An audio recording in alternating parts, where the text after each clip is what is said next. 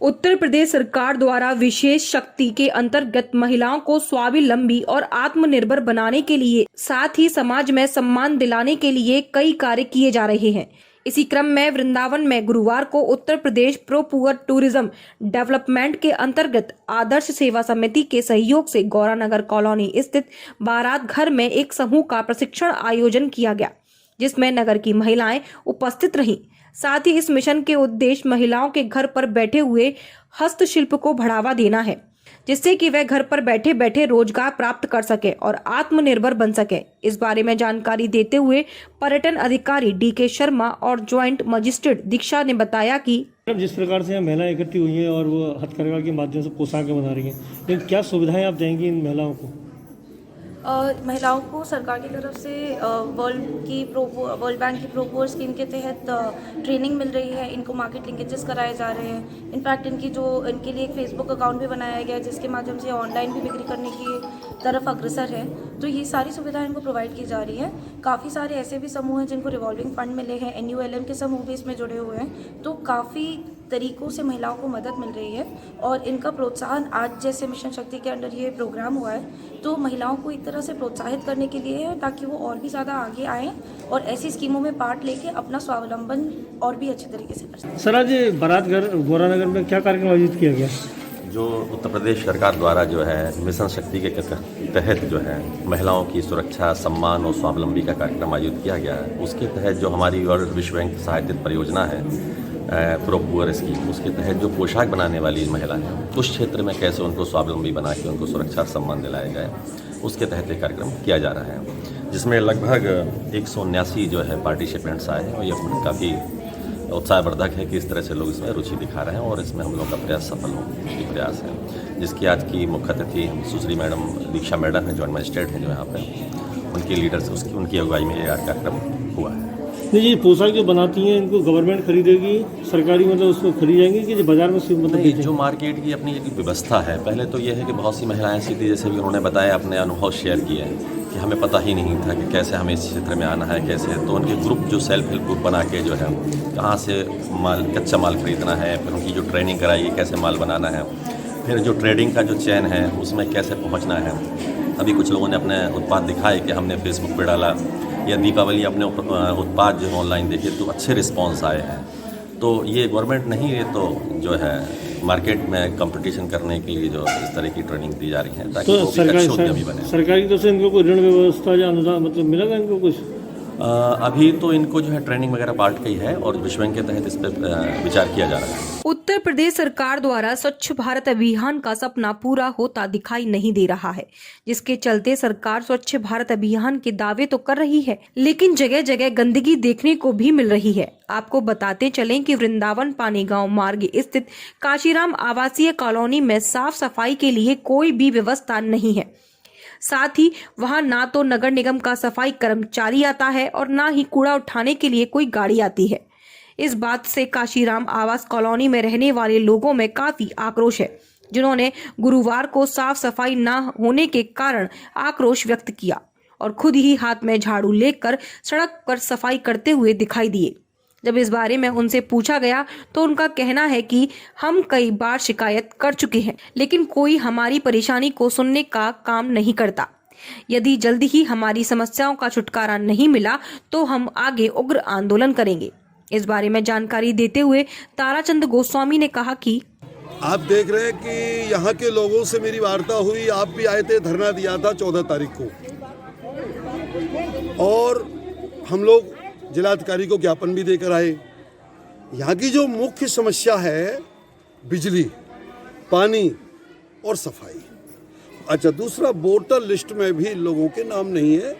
मैंने क्रांति शेखर जी को, जो SDM हैं, इंचार्ज हैं, उनको भी एक मांग पत्र ज्ञापन के माध्यम से कहा कि कैंप लगवाइए। वहाँ 5000 की आबादी है। यहाँ पर एक तरफ सरकार कहती है कि स्वच्छ भारत का मिशन हम चला रहे हैं। यहाँ के जो विधायक हैं श्रीकांत शर्मा जी अभी अभी कह रहे थे सोशल मीडिया पर कि स्वच्छ भारत का हम मिशन चला रहे हैं, गली गली हम झाड़ू लगवाएंगे, गली गली हम कार्य करेंगे। मैं समझता हूँ जब से इन लोगों को 13 में यानी सन 13 में ये आमंत्रित हुआ था, लेकिन आज तक यहाँ पर कोई स्वीपर नगर निगम का या किसी विभाग का या झाड़ू लगाने के लिए, सफाई करने के लिए नहीं आया है। उत्तर भारत के विशालतम श्री रंग मंदिर में गुरुवार को दिव्याकर्षक अन्नकूट महोत्सव का भव्य आयोजन वैदिक अनुष्ठान के मध्य किया गया, जिसके बाद दर्शनार्थ भक्तों का सैलाब उमड़ पड़ा।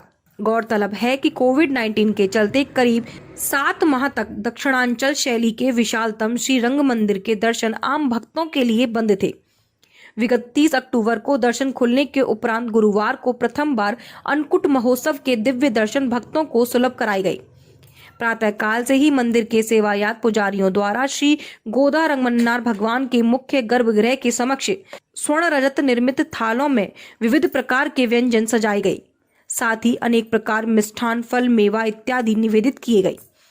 निर्धारित समय अनुसार 12:30 पर भक्तों के लिए दर्शन खोलते ही रंगनाथ भगवान के जयकारों से मंदिर परिसर गुंजायमान हो उठा। ठाकुर गोदा रंगमन्नार की एक झलक पाने को भक्त ललायत दिखाई दे रहे थे। जी, अन्नकूट जो है हर साल दिवाली की पंचमी पे रंगजी मंदिर में बनता है।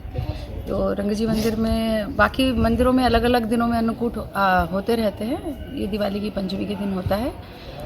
ये उन उत्सवों में से है रंगजी मंदिर का जो उत्तर भारत के उत्सवों को समायोजित किया गया, जैसे लट्ठा का मेला है, होली है, अन्नकूट है, ये सब यहाँ के उत्सव हैं जिनका समायोजन मंदिर के उत्सवों में किया गया है। बहुत तरह तरह के 56 भोग बनते हैं और आज भगवान को गोवर्धन गिरी धारण का दर्शन है उनका। उन्होंने गोवर्धन पर्वत अपनी कन्नी उंगली पे उठा रखी है और सब लोगों को शरण दी उन्होंने गोवर्धन में। हर साल दीदी विशाल का होता, काफी बड़े संख्या में लोग लूटते भी हैं, लेकिन शायद इस बार वो लीला देखने हाँ, एक लूट की लीला होती है कि भाई कृष्ण जो है गोप लोगों के साथ यदि उन्होंने वन भोजन किया होगा तो किस तरह से छीना झपटी करके भोजन करते रहे होंगे। इस भाव से कदम भात का बनता है, सारा कच्चा प्रसाद एक उसमें मिला दिया जाता है। 40 मन चावल का बनता है वो, पर इस बार थोड़ा छोटा है और इस बार लूट कोरोना के चलते नहीं की जा रही है, क्योंकि उसमें फिर लोग एक दूसरे से मतलब टच में आते हैं तो वो सही नहीं होगा करके। पर भाव हमेशा रहा, लूट के लिए छोड़ा जाता है और लोग बड़े भाव से भगवान का प्रसाद लूट के लिए जाते हैं। वृंदावन अटला चुंगी मार्ग स्थित जात वाली बगीची में जात वाले कुएं का उद्घाटन समारोह आयोजित किया गया, जिसमें गौतम समाज के सभी लोग उपस्थित रहे। कहा जाता है कि आषाढ़ मास में सर्व समाज के लोग अपने परिवार में सुख शांति बनाए रखने के लिए जाट वाली कुआं का पूजा करते हैं, जो कि 150 साल पुराना है। लेकिन काफी पुराने कुआं होने के कारण इसमें मरम्मत का कार्य होना था, जिसमें प्रेमलाल गौतम द्वारा जात वाले कुएं का मरम्मत का कार्य कराया गया। इस बारे में जानकारी देते हुए गौतम समाज के लोगों ने बताया कि क्या नाम है आपका? गोविंद लाल गौतम। गौतम जी, जो बगीची है इसका क्या महत्व है? यहाँ पे आज ये कार्यक्रम क्या आयोजित यहाँ किया गया? आषाढ़ के महीने में परिवार और बच्चों की कुशलता के लिए, उनके विकास के लिए यहाँ इसकी कुआं की पूजा होती है। आषाढ़ के महीने में 4 सोमवारों को पूजा होती है और उसको सर्व समाज के लोग पूजते हैं। नहीं, इस समय क्या कार्यक्रम आयोजित किया गया? इस समय ये कुआं जो जीर्ण शीर्ण हो गया था, उसका ये जीर्णोद्धार कराया गया है, इसलिए आज, और ठाकुर जी का 56 भोग भी है, उसके निमित्त ये प्रोग्राम रखा। इस कुआं को कुछ बोला जाता है, क्या बोला जाता है? कुआं वाले की जात होती है। चंद्र कुमार गौतम जी, इस बगीची का क्या महत्व है? और ये बगीची लगभग 150 साल पुरानी यहाँ पर कुआं वाले की जात लगती है और इसके अंदर हर मनुष्य की मनोकामना मांगने के लिए आता है, वो पूरी होती रहती है। और ऐसा हमारे पूर्वजों ने बताया था हमको। और अब इसका निर्माण पुनः ये महर्षि गौतम समिति जो है, ये मनी पाड़े की, वो इसका पुनः निर्माण करा रही है। ये समाज के सभी समाज के लोग सामाजिक है ये, और सारे मनी पाड़े की संपत्ति है ये, गौतम समाज की। और इसके अंदर किसी का अधिकार। गोपेश्वर मार्ग स्थित गोदा विहार मंदिर में अन्नकूट महोत्सव मनाया गया, जिसमें भगवान को 56 भोग अर्पित किए गए। अन्नकूट महोत्सव के महत्व से अवगत कराते हुए मंदिर के महंत स्वामी वृंदावन आचार्य ने कहा कि इस दिन इंद्र ने कुपित होकर ब्रजमंडल में मूसलाधार वर्षा की थी। इस वर्षा से ब्रजवासियों को बचाने के लिए श्री कृष्ण ने 7 दिन तक गोवर्धन पर्वत को अपनी छोटी उंगली पर उठाकर इंद्र का मान मर्दन किया था। तब से हर वर्ष गोवर्धन पूजा करके यह उत्सव अन्नकूट के नाम से मनाया जाने लगा। उन्होंने कहा कि अन्नकूट पर्व मनाने से मनुष्य को लंबी आयु तथा आरोग्य की प्राप्ति होती है। साथ ही दारिद्र्य का नाश होकर मनुष्य जीवन पर्यंत सुखी और समृद्ध रहता है। आपका नाम क्या?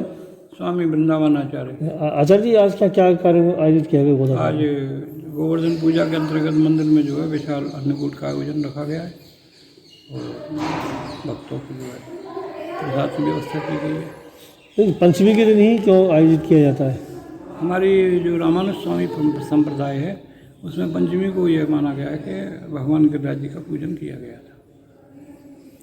तभी मतलब जो आपकी रामानुज संप्रदाय से संबंधित सभी मंदिरों में आज पंचमी के दिन अन्नकूट। आज वृंदावन में IGA सतीश गणेश पहुंचे, जिन्होंने पागल बाबा मार्ग स्थित टूरिस्ट फैसिलिटी सेंटर में पुलिस विभाग के अधिकारियों के साथ बैठक आयोजित की।